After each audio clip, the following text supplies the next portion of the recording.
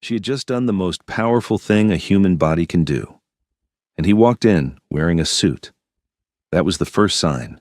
Not the coldness in his jaw, not the way his eyes swept the room like he was assessing a boardroom, not a delivery suite. The suit. Pressed. Immaculate. Not a thread out of place, as if he had not come from across the city, as if he had not received the call, climbed into the car, and driven to this room where his wife lay, but had simply materialized here, fully armored. I'm already decided. Jojo didn't know that yet. She still had hope at that point. That was the part that would haunt her. The Wynn Las Vegas medical suite smelled of stargazer lilies and something underneath them, something sharp, antiseptic, metallic, the kind of scent that no amount of luxury could fully mask. The lilies had been misused doing. His assistant had placed them that morning in 4 oversized vases, white petals bleeding into soft cream at the edges, their fragrance thick enough to taste.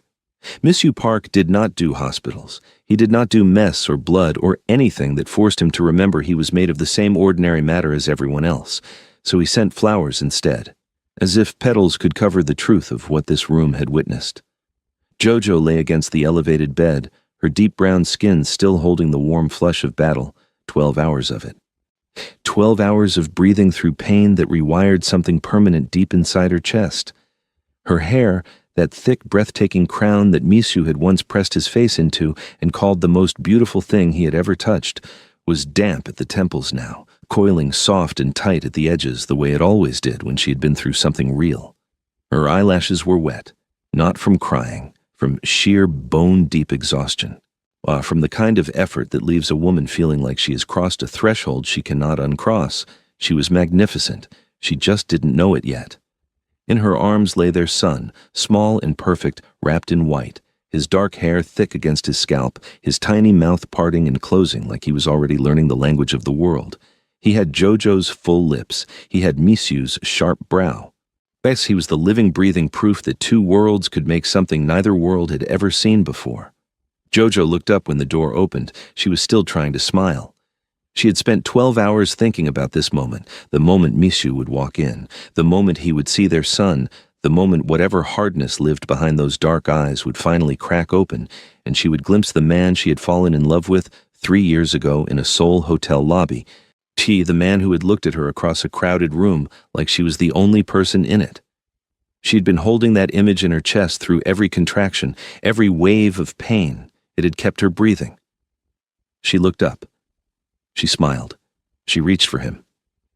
Misu Park entered the room the way he entered every room, like he already knew how it would end.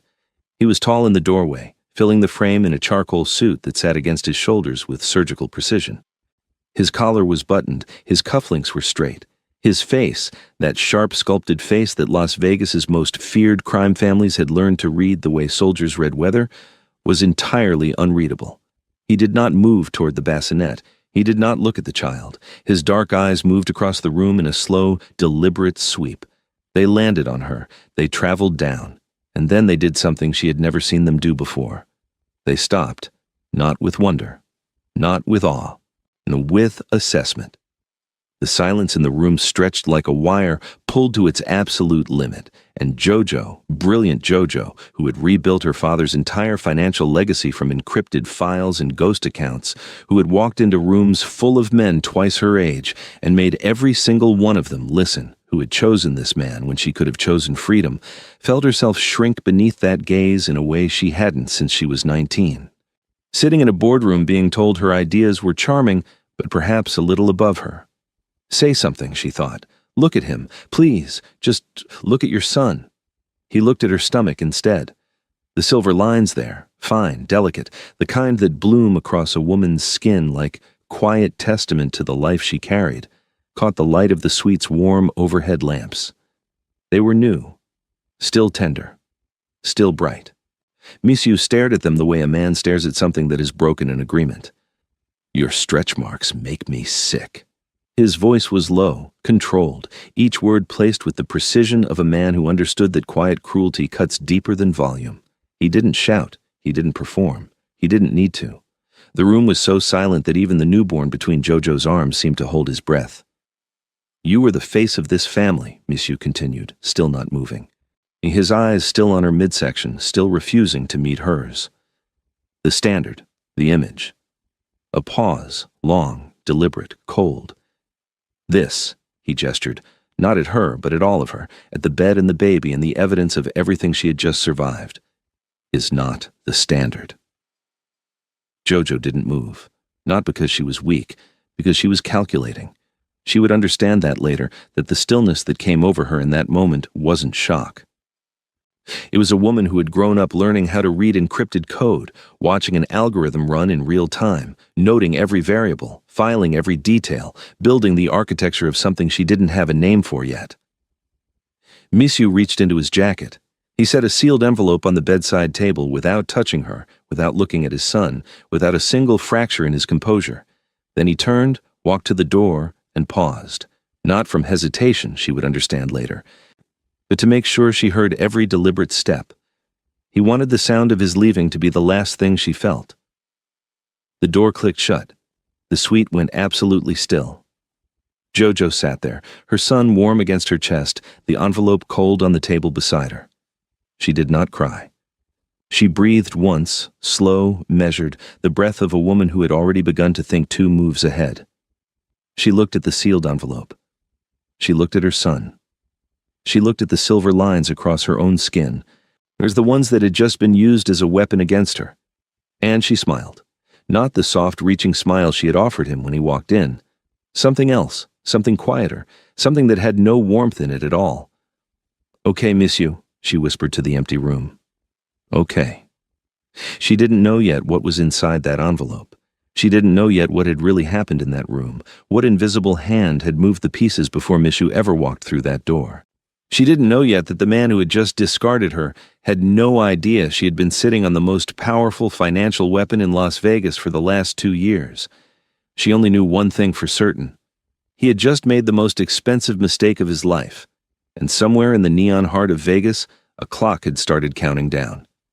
The envelope contained 3 things: a pre-signed annulment, a non-disclosure agreement with a number at the bottom that was meant to feel like mercy, and a single business card, no name, no title, just a Las Vegas address in clean institutional font that belonged to the category of law firm that existed specifically to make inconvenient people disappear from powerful men's lives without noise, without record, without a trail that anyone with time and ambition could ever follow.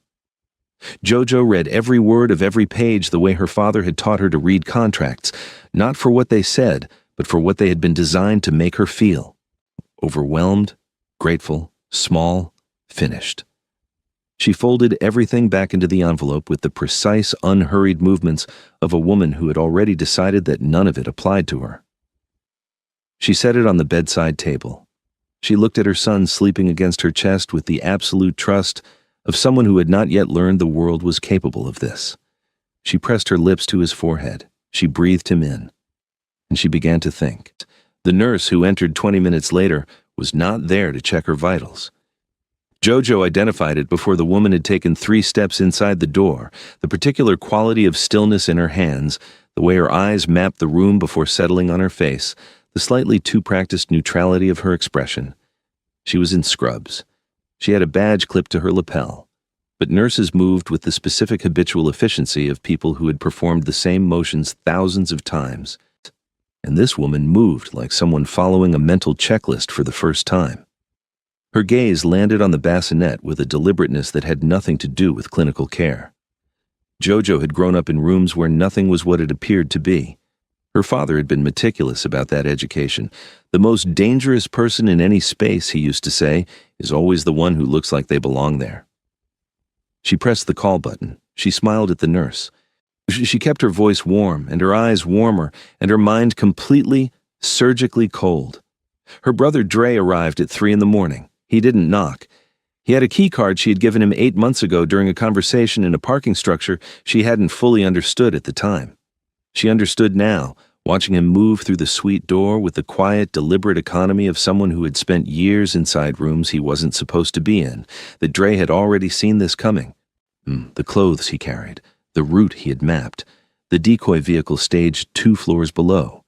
The particular way he looked at her, not with surprise, not with the softness of a brother arriving to comfort, but with the focused operational calm of a man executing a plan he had been refining for months.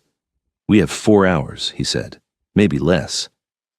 Jojo was already on her feet. She didn't ask how he knew. She asked only one question, because it was the only one that mattered. "Ha, my son." "With us," Dre said. "Every step." They moved through the private service corridor at the back of the suite, a passage that existed for exactly this kind of discretion. Jojo walked with her son pressed against her chest in the carrier Dre had brought, her hand curved around the back of his head, her heartbeat deliberately steady against his sleeping body. The corridor was cool and fluorescent and smelled of cleaning product and steel. And it was the most honest place she had been in years, stripped of lilies, stripped of luxury, stripped of everything decorative. Just a woman and her child and the corridor ahead. Dre told her about the plan as they moved. "They're going to find the car," he said, "and they're going to find 2 bodies." She stopped walking. Not real. His voice was quiet, certain, the voice of a man who had thought about the ethics of this and landed somewhere he could live with. But convincing enough. She looked at her brother in the flat fluorescent light. She thought about the sealed envelope. She thought about the nurse with the still hands. She thought about the way Monsieur had stood at the foot of her bed, not cruel, she was beginning to understand, but absent, as if whatever had once inhabited him had been removed before he ever walked into that room, as if someone had reached into the man she knew and taken something critical out, and sent the remainder in his place. She thought about Chairman Kang. His face at dinner across 4 occasions in 3 years, each one a performance of benign indifference she had read as discomfort, and was only now correctly identifying as strategy. "Do it," she said. The explosion on the I-15 made 3 local news broadcasts before sunrise: a luxury sedan, an unidentified woman, and an infant. A fire investigators would describe as unusually complete, the kind of thoroughness that pointed toward professional involvement, if anyone had been looking.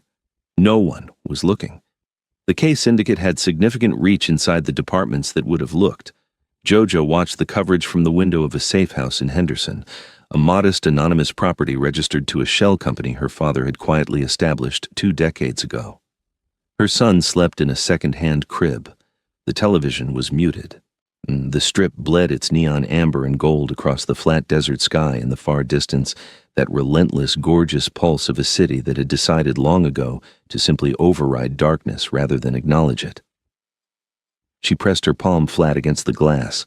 The cold moved through her hand, up her arm, into the center of her chest, and she let it sit there, let it occupy the space where the last of the warmth she'd been carrying had been.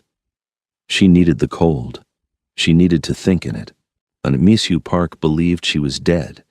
The K Syndicate believed the problem had resolved itself in a way that required no further management, and in that belief, in that clean, confident patriarchal assumption that a woman who had been discarded would simply cease to be relevant. Jojo felt the first real solid thing she had felt since the moment the suite door had clicked shut and left her alone in a room full of flowers that now felt like a funeral arrangement. Control. She turned from the window. She looked at her son's sleeping face, the fullness of her own mouth, the severity of his father's brow, the quiet miracle of what 2 people make when they believe they are building something real. She looked at her own hands, at the silver lines her body had written across itself in the process of bringing him into the world, the marks that had been used against her like evidence of a crime she had committed. She studied them now with something different. Not devastation, not cold fury. Something more considered, more architectural. Her father had taught her that the most sophisticated instruments in the world weren't numbers, they were information. And the most powerful kind of information was the kind that sat completely invisible inside plain sight, embedded in systems that everyone used and no one questioned until the person who understood it decided it was time to activate. She didn't know yet what lived inside her father's vault. She could only feel the edge of it, and that was enough to get her through the night. Her father had never been a dramatic man. He didn't speak in declarations. He didn't compose emotional letters for her to find after his death. He expressed everything he couldn't say aloud in the architecture of systems, in protocols and access layers and encrypted structures so precisely constructed that they functioned as a kind of language. G1 he had spent her entire childhood teaching her to speak without either of them acknowledging what the lessons were actually for. The vault was not a room. It was a sequence. Jojo found the first layer on a Tuesday, 3 weeks after Henderson became her world. It was inside a hardback business law textbook she'd carried across 4 apartments and 2 countries without ever opening, treating it as furniture, as ballast. The second layer was buried in a dormant financial account she'd been instructed never to close. The third was a 12-digit passcode she had memorized at age 9, believing it was a birthday game her father liked to play during long drives. She entered all 3 in the correct sequence. The system opened without drama, a simple interface, clean and unadorned, the digital equivalent of her father's personality. What it revealed rewrote the entire map of her life. Elias. What quiet, precise, unremarkable Elias, who wore the same style of reading glasses for 20 years and made the same coffee every morning, had been the shadow architect of the black box. A proprietary encryption system embedded in the operational backbone of every major casino and financial institution on the Las Vegas Strip. Not just security architecture, the foundational code, the invisible layer beneath every transaction, every payout, and every digital record in a city whose entire economy was built on the careful continuous management of who controlled the numbers. He had built it on contract. The contract transferred ownership upon Elias's death to a holding company established in Jojo's name when she was 23 years old. She had been its legal owner for 6 years. She had simply never known to look. She sat in front of her laptop in the safe house kitchen and did not move for a very long time. Plus, she didn't just have money, she had infrastructure. The kind of leverage that didn't announce itself with bodyguards or penthouses or the particular noise of wealthy men asserting their relevance. She had the invisible kind, the foundational kind, the kind that made everyone who believed they owned Las Vegas actually dependent, without knowing it, on the woman they had tried to erase in a luxury hospital suite 3 weeks ago. She spent the following 3 months doing 4 things with a discipline that left no room for anything that wasn't necessary. She held her son and fed him and memorized the specific weight of him against her chest at different hours of the day. She rebuilt her physical strength with methodical intensity, rising before the desert dawn, moving through routines designed not for aesthetics, but for the particular kind of readiness that lives in muscle memory. She began acquiring K-Syndicate debt instruments through a network of shell entities so intricately layered that even Dre lost the thread 3 levels in. And she built Sloan. Not a disguise. A mask with its own architecture, its own history, its own biography, its own professional reputation seeded across the specific forums and networks where the K-Syndicate sourced its contracted expertise. Sloan had credentials that held under scrutiny because Jojo had constructed them to hold, not with falsified documents, but with real competence she had always possessed and was now deploying under a different name with a different face and a carefully calibrated absence of the warmth that Jojo's face had always carried and that Monsieur had always, in his own cold way, been drawn to.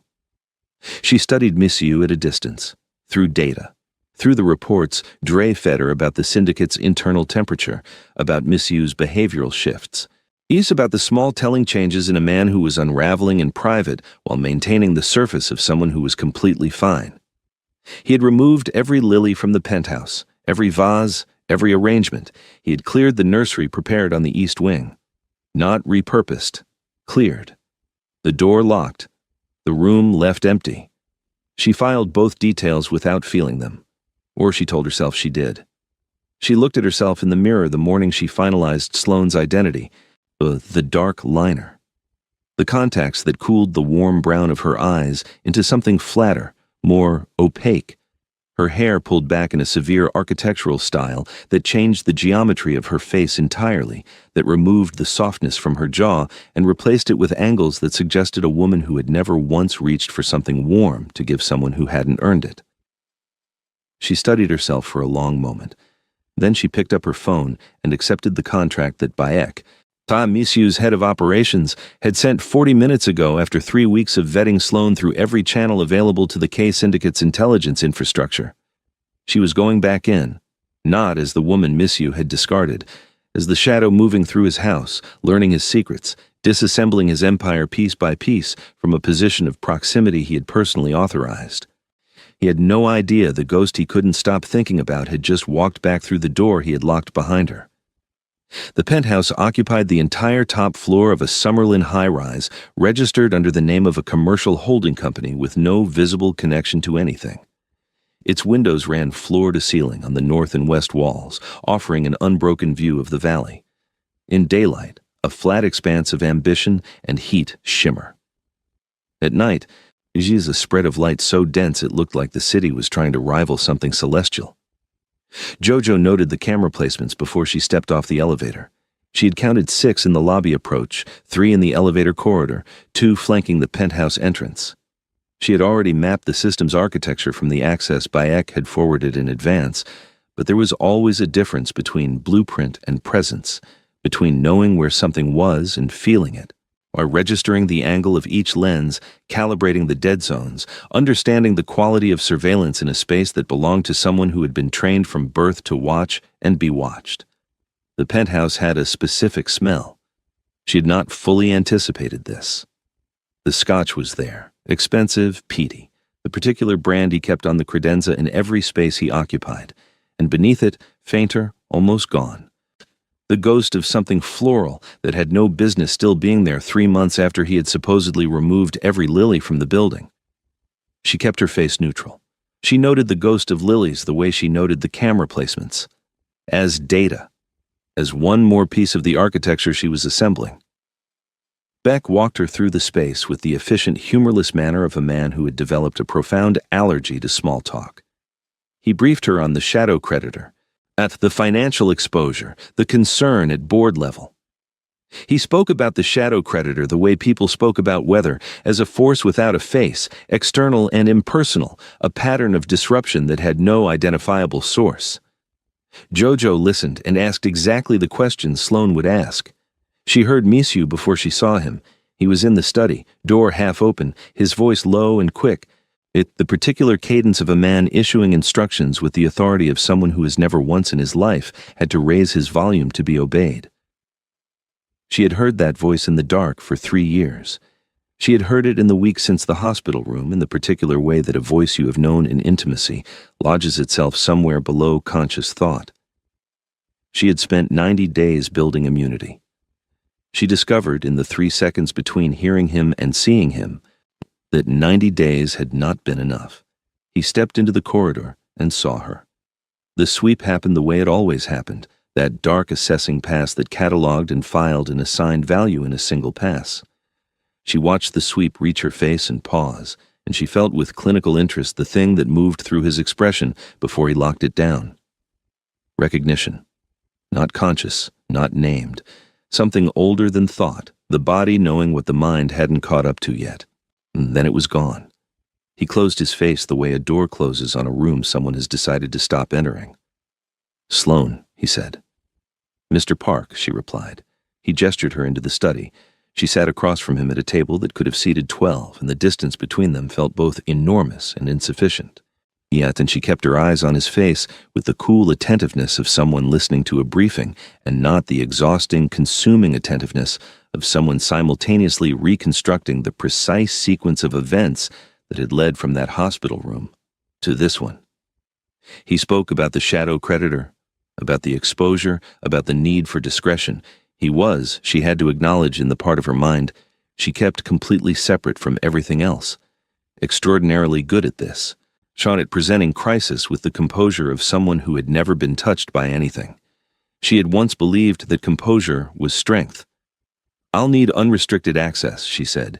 "Every account, every entity, every contract filed in the last 3 years." The pause that followed was the kind that preceded a decision. She watched him make it, watched the calculation move behind his eyes, the risk assessment, the weight of necessity against the weight of exposure. "You'll have it," he said. She gathered her materials and stood to leave. She had reached the door, her hand not yet on the frame, 3 steps from being fully out of the room when he spoke again, and the quality of his voice had shifted in a way that landed on her skin before it reached her ears. "Has anyone ever told you," he said, "that you feel familiar?" The room was very still. Jojo turned slowly. She looked at him across the full length of the study, He's across the expensive quiet and the ghost of lilies and 300 days of everything she was carrying, and she tilted her head exactly the amount that Sloane would tilt it. Curious, slightly amused, professionally unbothered. "I get that a lot," she said. She left. She did not allow herself to feel anything until the elevator doors had closed completely, and then she pressed her back against the mirrored wall and exhaled one long, controlled breath and watched her own reflection until the thing that had moved through her chest had been identified, categorized, and filed somewhere it couldn't interfere with the work. The most dangerous variable in her plan was not the K syndicate, not Chairman Kang, not the layers of financial complexity she would need to dismantle. It was herself. What he did next, she would not see coming. And it would complicate everything. The access he had granted her was extraordinary and, from a security standpoint, catastrophic. She spent the first 3 days mapping the syndicate's digital infrastructure with meticulous, unhurried competence that made Bayek visibly recalibrate his assessment of the hire. She found 17 security vulnerabilities in the first 72 hours. She patched 11. She left 6 open in places she would need later, flagging them in her reports as low priority and burying them under enough technical language that Bayek's team would not look twice. On the 4th day, she saw the tattoo up close. She was reviewing camera placement schematics in the east corridor when Monsieur came up behind her to look at the same screen. He stood close in the way that tall men sometimes stand when examining something, not invasively, not with intent, but with the unconscious assumption of space that belonged to people who had never had to negotiate their right to occupy it. She could feel the warmth from his jacket sleeve against the air near her shoulder. She could hear the specific, barely audible cadence of his breathing. She kept her eyes on the screen and felt the tattoo on his neck enter her peripheral vision with the impact of something she had been bracing for without knowing it. She had seen it before. 3 years ago, in the specific intimacy of their bedroom, she had traced it with her fingertip on a night when he was rare and unguarded and something approaching open, and asked him what it meant. He had said family crest. He had said it the way he said many things that were technically proximate to the truth, close enough to satisfy a question without actually answering it. She saw it now the way you see something you have always known was wrong once you finally have the correct reference point. The pattern was not decorative. The lines had a precision that was functional, not aesthetic, an encoded structure that, if you had grown up inside the language of cartographic architecture the way Jojo had, was unmistakably a diagram, a map. Embedded inside ink on the neck of the most powerful man in Las Vegas, hidden in plain sight on the body of a man who went everywhere and was photographed constantly and whose neck had been examined by the syndicate's own security apparatus without anyone identifying what they were actually looking at. Her father would have appreciated that. That night she stayed in the study until the building was quiet and began cross-referencing the tattoo's encoded coordinates against every property record and satellite map she could access through her father's system. The first 2 coordinates pointed to known Kang family holdings. The third mapped to nothing in any public record she could find. A location in the Spring Mountains at an elevation that suggested a structure built into the terrain rather than on top of it. She pulled 3 separate satellite databases. The structure appeared on all 3, date-stamped across a range of years, indicating it had been built quietly and maintained consistently for over 2 decades. The footprint was modest above ground, but the shadow geometry in the highest resolution image suggested significant depth below the surface, the kind of depth that meant storage, serious, deliberate, permanent storage. She sat back in the leather chair and looked at the ceiling and felt the shape of the story she was inside shift again, the way a room shifts when a wall you assumed was solid turns out to be a door. She began pulling the thread, carefully. Through access channels she had been quietly constructing since her first day in the building, through the black box's underlying architecture, through her father's infrastructure, which moved beneath the syndicate's own systems the way a river moves beneath the ground. She followed the thread in pieces small enough to be invisible individually, assembling them with the patient architecture of someone who had been taught that the truth was always inside the anomaly. A payment, 31 years old, in an amount significant enough to capitalize a mid-sized enterprise, made from a holding company that no longer existed, to a contractor whose records had been expunged from 3 separate regulatory databases. A name that appeared in the oldest foundational documents of the K Syndicate, not as an employee, not as a subordinate, but as a co-founder. Equal status, equal contribution, equal stake in everything the organization had become. The name was Han Soo-yeon. She appeared in 2 photographs Jojo found in a corrupted archive file that her father's system was able to reconstruct. In the first, she was standing beside a younger chairman Kang at what appeared to be a business opening, both of them sharp and formal. But there was something in their positioning, in the specific geometry of how they stood relative to each other, that spoke of a particular equality. In the second photograph, she was alone, looking directly at the camera, and Jojo felt the image land somewhere behind her sternum with a weight she hadn't been prepared for. Because Han Soo-yeon had Misu's eyes, exactly. The same precise dark assessing quality, the same angular brow, the same mouth held in a line that communicated not coldness, but control. The expression of someone who had learned at some point that mattered, that showing too much was dangerous. The official record said cancer. Rapid onset, devastating progression, on death within 8 months of diagnosis. Medical documentation thorough enough to close every question. But the payment made to a contractor whose records had been erased. The vault in the mountains built the same year Soo-yeon died, secured with encryption that suggested someone had been deliberately preserving something they needed to keep, but could not afford to let anyone find. Jojo sat in the still expensive quiet of Misu's study and let the implication complete itself. Chairman Kang had not just built his empire, he had taken it. From the woman who co-founded it with him, from the woman who had trusted him with equal stake in everything she had helped create, and the evidence of what he had done was hidden in the one place no one would look, on his son's body. She thought about Misu, not the man in the charcoal suit at the foot of her hospital bed, but the man she had glimpsed in 3 or 4 unguarded moments across 3 years. The man who kept every room slightly too cold and had once, half asleep, told her the real reason was that warmth reminded him of a person he couldn't remember clearly anymore.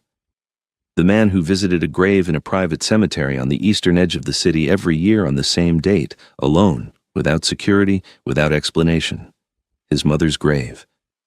She'd never asked. She'd filed it the way she filed everything she sensed he was not ready to open.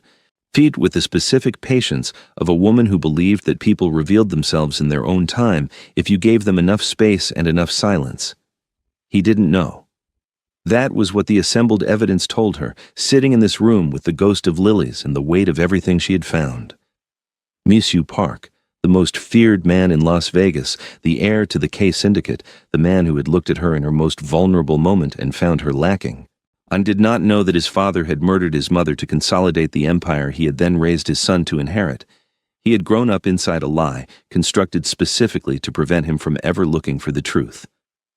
She closed the files. She gathered her materials. She was not here to pity him. She was not here to soften, but she filed it into the structure she was building because the most dangerous plans were always the ones built on incomplete truth. What she hadn't found was the camera in the northeast corner of the study ceiling, the one not connected to the main security system. The one Misu had installed himself 6 weeks ago, after the first time he had felt the inexplicable pull of recognition standing near the woman called Sloane, and had decided to start paying a different kind of attention. He had been watching her all along, and what he had seen in the last 40 minutes on a screen in his private office 2 floors above the study had made him very, very still. He was waiting for her in the dark, not hiding, not positioned with any tactical intent, simply sitting in the leather chair behind his desk with the overhead lights off and the city spread luminous and indifferent beyond the floor-to-ceiling glass, 1 glass of scotch on the table beside him, untouched, but his eyes on the door with the specific quality of attention that belonged to a man who had made a decision and was now simply waiting for the world to catch up to it. Jojo stepped into the study and saw him and stopped.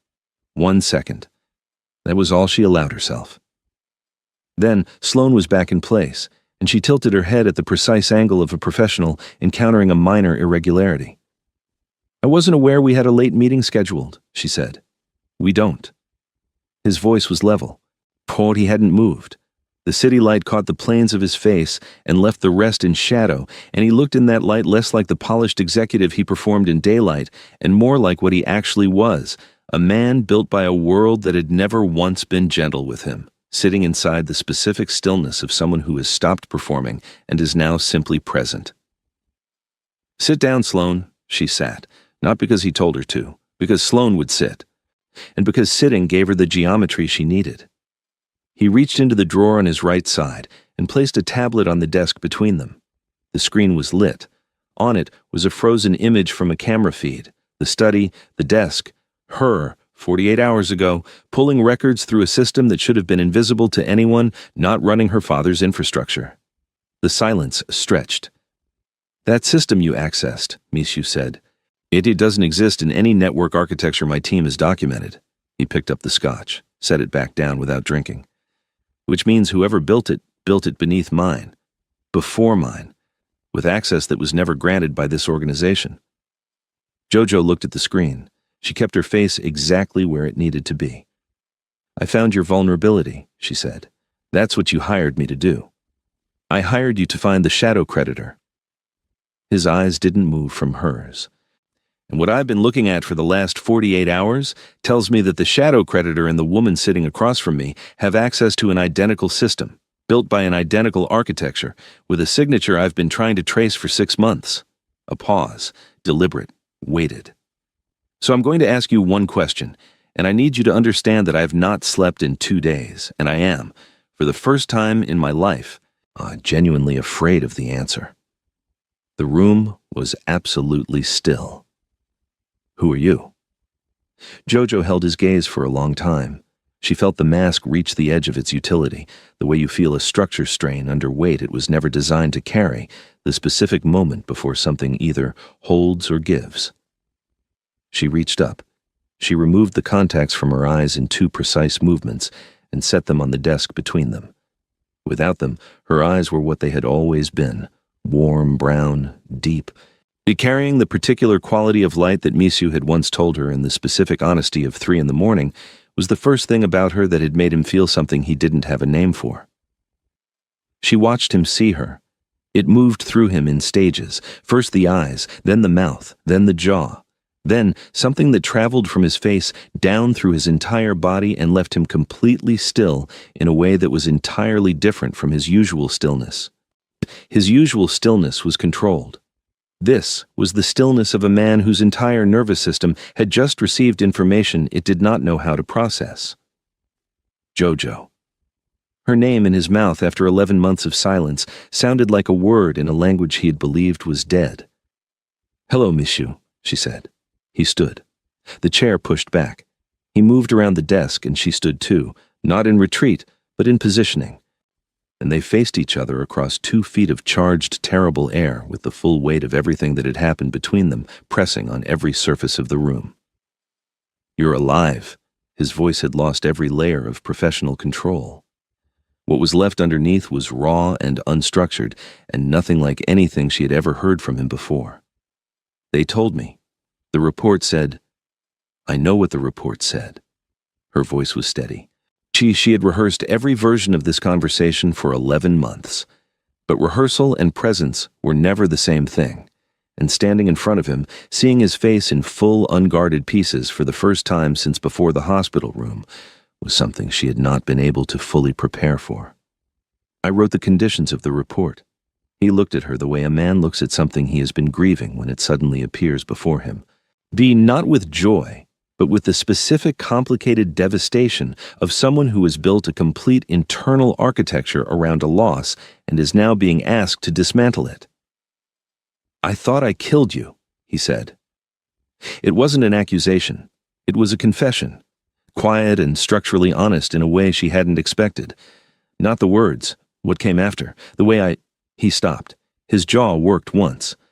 "I thought the way I left made you..." "It didn't." She let the 2 words sit there without softening them. But it was supposed to, wasn't it?" He went very still. "Your father," she said. "Tell me about the night before you came to the hospital."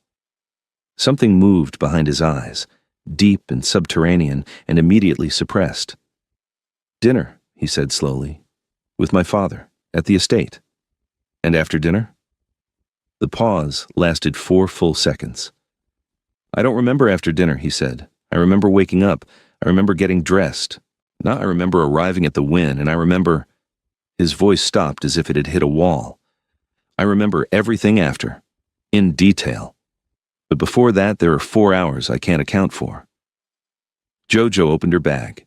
She removed a folder, printed records, pharmaceutical analysis, the documented compound profile of a synthetic aggression enhancer that elevated cortisol, suppressed empathy processing, and amplified existing resentments by flooding the prefrontal cortex with a cocktail that produced, in clinical terms, a controlled temporary sociopathy.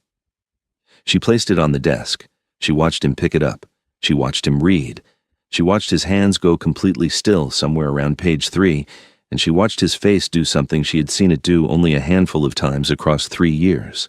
Open, not perform openness, actually open, the mask not lowered but dissolved, leaving behind something undefended and terrible and entirely human. He drugged me, Monsieur said. Oh, he engineered the entire scene, Jojo said. The staff in the hospital suite were syndicate placed. The annulment was pre-prepared.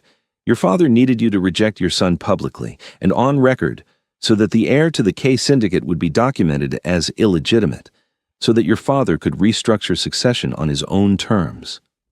Monsieur set the folder down. He turned to the window. He stood with his back to her and looked at the city. The same city that had glowed beyond the Henderson safe house window on the night she had watched the fire and decided to begin, and the set of his shoulders told a story that had nothing to do with power. A long silence passed, long enough that she began to measure it. Then he turned around. His face was not broken. It was not destroyed. It was something more uncomfortable than either, the expression of a man who has been handed information he would have preferred not to have, like information that makes the simpler, harder version of himself suddenly unavailable. You've been inside my network for months, he said, not an accusation. An observation made with the cold precision of a man reassembling his composure piece by piece because it was the only tool he had left. Everything I showed you, every vulnerability I disclosed, you already knew. Yes. And the shadow creditor? Yes. He looked at her for a long time. She let him look. She watched him cycle through the stages of a man who had spent his entire career being the smartest person in every room he entered, working through what it meant to have been outmaneuvered this completely, this quietly, by someone he had discarded. What are you going to do? He asked, and his voice in that moment had the specific quality she had never heard from him before. Not fear. Something more exposed than fear. The voice of a man asking a question he already knew the answer to but needed to hear spoken aloud. Jojo held his gaze. She thought of the hospital room, the lilies, the envelope, her son's face, the silver lines on her skin that had been weaponized against her by a man whose own father had weaponized him first. She thought about the grave he visited every year, alone. She thought about 4 missing hours and a needle and a father who had built an empire on the erasure of a woman who trusted him. She did not soften, but she was precise, and precision required the full picture. I'm going to do what I came here to do, she said. I'm going to burn your father's kingdom to the ground. She picked up her bag. She moved toward the door. The only question left is whether you're going to help me, or whether you're going to be standing in it when it falls. She left him with the city, and the dark, and the folder, and the 4 missing hours of his life that had just been returned to him like a verdict he hadn't known he was waiting for. What he decided next would change everything. Chairman Kang announced the engagement on a Tuesday. The notice went out through the syndicate's internal channels with the specific imperial brevity of a man who had never once believed he owed anyone an explanation. Monsieur Park would marry the eldest daughter of the Shin family, a rival clan from Seoul whose primary value to Kang was not their loyalty but their bloodline, their public profile, and the particular optics of a marriage that would, in the language of the world the K Syndicate inhabited, officially close the chapter of Monsieur's regrettable previous arrangement. Jojo read the notice in the back of a car moving through the Las Vegas morning and felt nothing that she hadn't already anticipated. She had seen it coming in the data 3 weeks ago in the specific pattern of Kang's asset movements and the uptick in syndicate communications involving the Shin family name. She had been waiting for it. She placed a call. 2 sentences. Then, she opened her laptop and began the sequence she'd been building for 6 months, the quiet, systematic acquisition of a specific property in the heart of Las Vegas, registered to a hospitality group that was owned by a holding company that was owned by another entity that resolved, at its foundational level, to the same shell architecture her father had built to keep her inheritance invisible until the moment she chose to make it seen. The Belmont Grand Hotel had hosted the K Syndicate's most significant social events for 11 years. Its ballroom had been the site of every major syndicate celebration, every strategic alliance sealed over champagne, every performance of legitimacy that the organization staged for the world that was supposed to believe it was simply a very successful family business. Jojo completed the acquisition on Thursday morning, 47 hours before the wedding. She did not sleep Thursday night. She sat at the desk in Henderson with her son asleep, and Dre across the hall and the Nevada dark pressed flat against the windows. And she went through every detail of what was about to happen with the precision of someone who understood that the difference between justice and chaos was preparation. She went through it once, then she went through it again, and then she sat for a long time with her hands flat on the desk and her eyes on the middle distance, and she let herself feel, fully and completely, everything she'd been filing away for 11 months. The fear, the grief, the specific gutting loneliness of rebuilding yourself from the ground up in a safe house with a newborn against your chest, and the knowledge that the man who was supposed to have been your family had looked at your body and found it insufficient.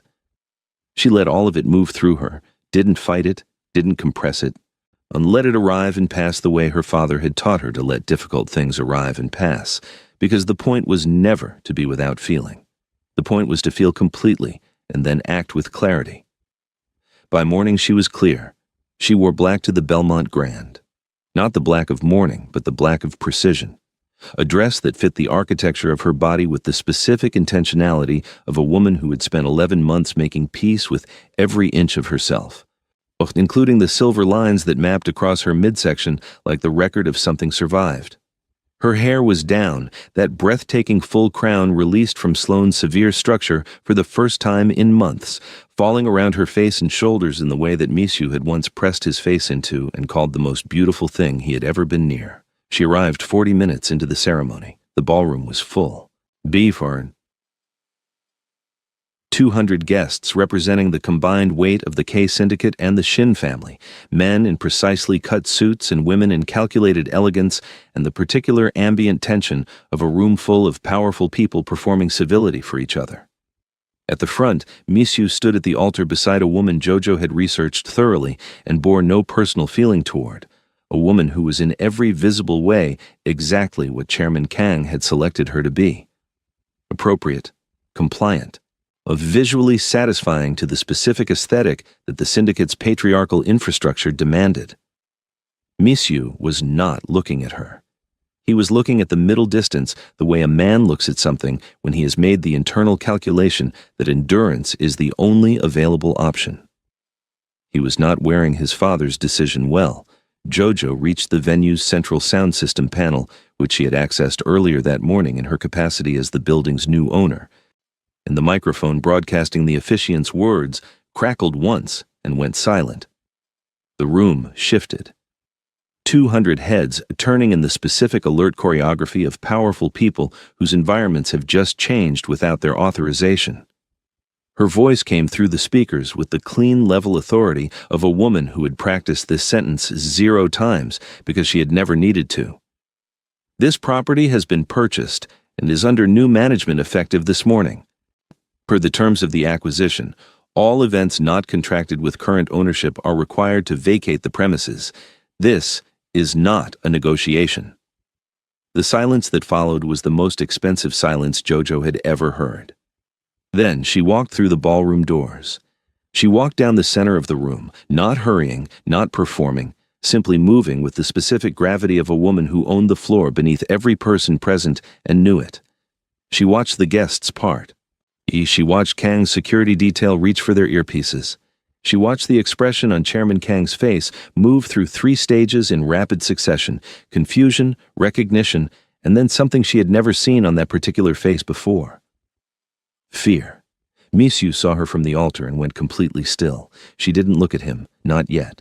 She looked at Chairman Kang, but he's standing to the left of the altar in a charcoal suit, identical in cut and color to the one his son had worn to the hospital room 11 months ago. She held the old man's gaze across the full length of that ballroom and let him see everything. Not anger, not grief, not the desperation of a woman wronged, just clarity. The specific terrible clarity of someone who has had 11 months to build something the size of his entire empire and is standing in the room where she intends to detonate it. "Hello, Chairman," she said. "We need to talk about your debt." What happened next, nobody in that room would be able to describe accurately afterward, not because it was violent, but because nothing they had been trained to expect, to manage, to control, had prepared them for this. Misiu stepped down from the altar. He walked toward her. Not toward his father, not toward his security. Toward Jojo, across the full length of the ballroom, with every eye in the room tracking him. And he stopped 3 feet from her and looked at her face. Really looked, for the first time in 11 months with nothing mediating the looking, and what moved across his expression was not something that belonged in a room full of enemies. She looked at him. She had planned for every variable. She had not planned for him to be standing here, in front of his father and 200 witnesses, making a choice that could not be taken back. "I made my decision," he said quietly. Max, only she could hear it. He had not broken easily. She needed to understand that. The man standing in front of her had not walked off that altar because she had given him information, and he had processed it like a machine and arrived at the correct output. He had spent 4 days after the penthouse in what she could only describe, from Dre's reports and the data she still had access to, as a controlled demolition of everything he had been taught to believe. And he had sat across from his father twice in those 4 days, and said nothing. And she knew from the way he looked now that both conversations had cost him something he wouldn't recover easily. This was not a man who had been freed. This was a man who had made the most painful choice of his life and was still bleeding from it. That was the version of him she could work with. "Then help me finish it," she said. The Syndicate Summit was held annually in the private floor of the Bellagio, a tradition that predated Chairman Kang's leadership, but had been shaped so thoroughly by his hand that most of the men who attended could not imagine it belonging to anyone else.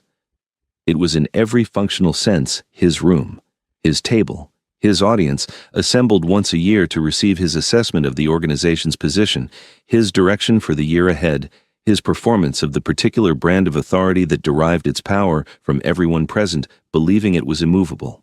He did not know that Jojo had been in that room 2 days ago. He did not know what she had installed. The summit began at 8. By 8:15, Chairman Kang had moved through the preliminary formalities and was transitioning to the succession announcement, the item that everyone in the room understood was the actual purpose of the evening. The Shin marriage had collapsed publicly and catastrophically 4 days ago. The reverberations had moved through the syndicate's internal networks with the speed of information people are trying to contain and cannot. Kang needed to reassert control. He needed to name his successor on his own terms before the question became destabilizing. He had chosen a nephew, a compliant man from a branch of the family that had always known which direction to face.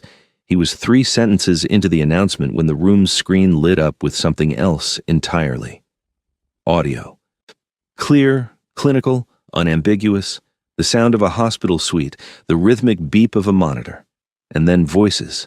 2 voices, one of them Misiu's, one of them the kind of silence that Jojo had held for 12 hours of labor and the first hour after, when she had been trying to find the warmth she needed to believe she was still in a world that made sense. Then the words, in Misiu's voice, played to 37 of the most powerful men in the K Syndicate's network. But in the stillness of a room they had believed was entirely controlled, the silence that followed lasted approximately 8 seconds. In a room full of men trained never to show anything, 8 seconds of visible shock was extraordinary. Then, the second screen lit up. Jojo had given the black box override exactly 15 minutes to run before she walked in. In those 15 minutes, the system her father had built, the invisible foundation beneath every casino transaction in Las Vegas, and had executed the specific sequence she had programmed 3 weeks ago. Not destruction. Revelation.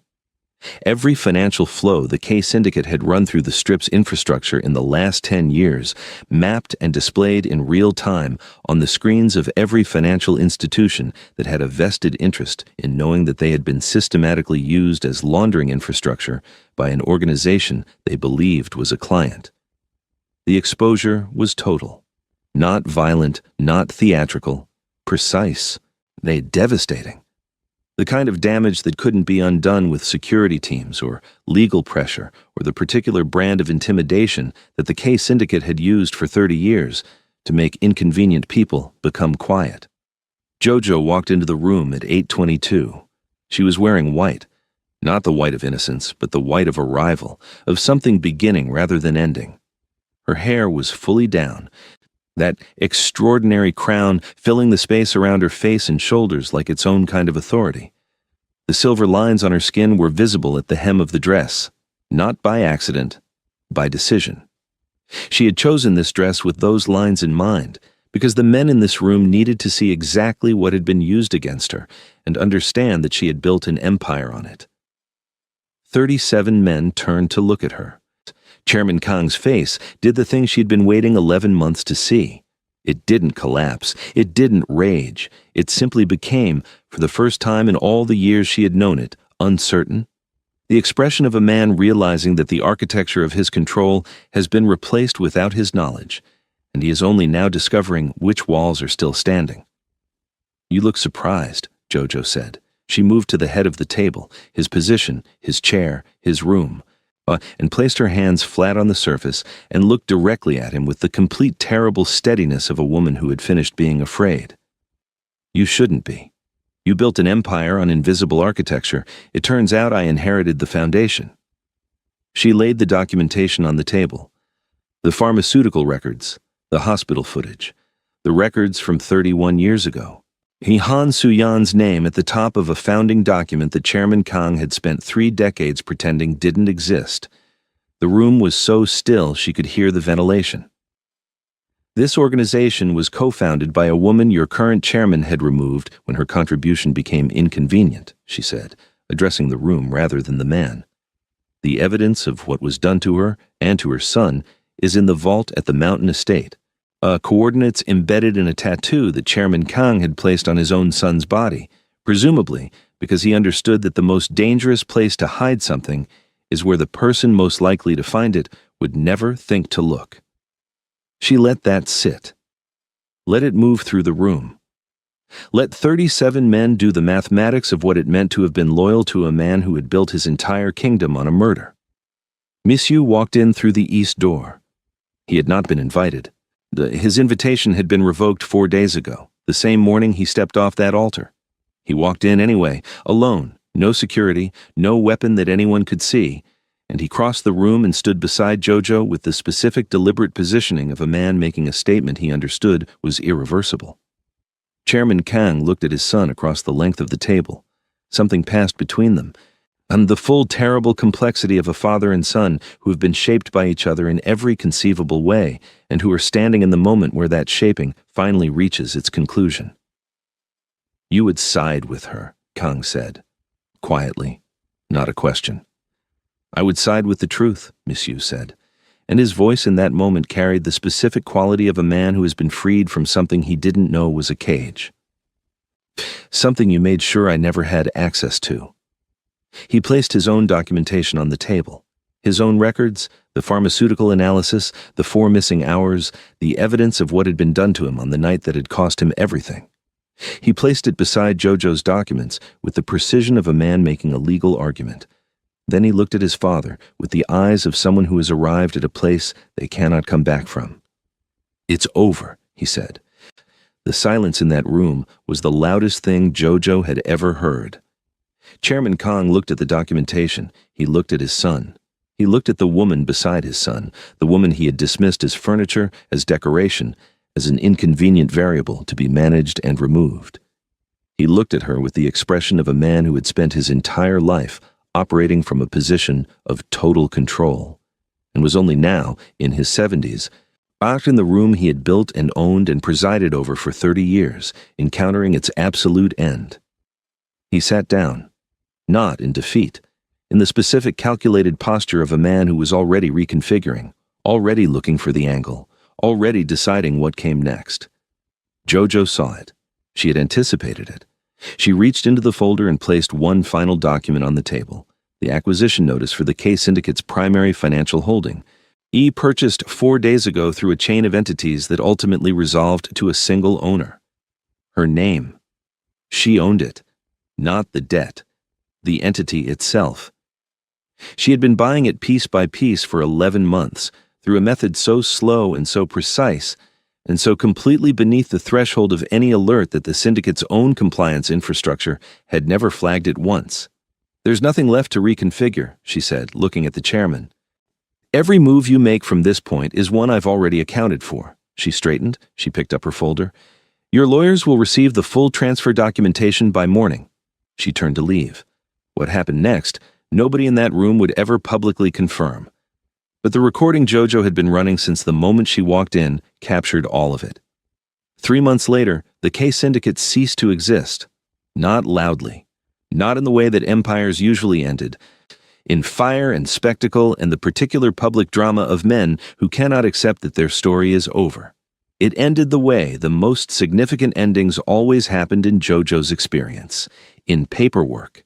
In the clean bureaucratic finality of entities dissolved, accounts closed, structures dismantled, and the specific permanent silence that falls over a thing that has been formally and completely concluded. Chairman Kang faced a private tribunal convened by the surviving members of the syndicate's board, men who had been given a choice between the documentation Jojo had placed on that table and the particular kind of legal exposure that came from continued loyalty to someone whose entire foundation had been built on a crime. They chose, unanimously and efficiently, self-preservation. Kang was removed from every position he held, every account he controlled, every room he had ever owned. She had not wanted him imprisoned. She had wanted something her father would have recognized as more sophisticated. She had wanted him to live in what was left. The mountain estate was searched. The vault was opened by Jojo with Mishu standing beside her in the fluorescent utility light of a basement room that smelled of concrete and sealed air, and the specific quality of time kept deliberately still. What they found inside was extensive, the full record of what had been done to Han Su-yan, documented with the obsessive thoroughness of a man who had needed to preserve the evidence of his crime the way some people needed to preserve trophies. Mishu didn't speak for a long time after. He sat on the floor of that basement with the documents in his hands, and Jojo stood 3 feet away and gave him the specific gift of not filling the silence. She understood silence. She had lived inside it for 11 months. She understood that some things required a space large enough to hold them, and that the correct response to a person discovering the foundational lie of their entire life was not comfort, but presence. He looked up at her eventually. His face was the most unguarded she had ever seen it, not broken, not destroyed, but stripped of every layer of the architecture that 30 years of his father's world had built over whatever had been there originally. What was underneath was younger than anything she had expected, quieter. "I don't know who I am without it," he said. "You're the man who stepped off that altar," she said. "Start from there." He held her gaze. She let him. Not as an offering, not as forgiveness. She had not arrived at forgiveness, and she was honest enough with herself to know that forgiveness was not a switch, but a process, and she was somewhere in the middle of it, and that was enough for now. She extended her hand, not with warmth, with something more durable. The specific handshake of 2 people entering an arrangement built on accountability rather than sentiment. He looked at her hand. He looked at her face. He reached out and took it. His grip was careful, not weak. Careful. As if he understood that what he was holding was something that could be withdrawn. The terms were clear. She had written them herself. He would spend the following 12 months operating as her organization's head of security, not as a partner, not as an equal, but as someone earning a position he did not yet deserve. He would submit every significant decision to her review. He would have no financial authority over any entity she controlled, and he would have supervised visitation with their son, structured, consistent, non-negotiable in its schedule, beginning immediately. Because whatever had happened between the 2 of them, She had never intended for her son to grow up not knowing his father, only to grow up knowing the right version of him. Misiu accepted every term. She'd prepared counter-arguments, escalating positions, contingency responses for each point of likely resistance. He offered none. He read the document, looked up once, and signed it with the clean final motion of a man who had no leverage left, and had decided somewhere in the space between the summit and this room that he wasn't interested in leverage anymore. She watched him sign and felt something shift inside her, not softening, not capitulation, but the specific internal recalibration of a plan that had achieved its objective and needed to be updated for what came next. She had built the entire last 11 months around an ending.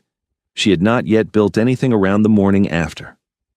6 months after that, the organization she incorporated under the name the JoJo Group held controlling interest in 4 Las Vegas properties, the Black Box's parent architecture, and a portfolio of debt instruments whose combined value made her one of the most powerful financial presences in Nevada.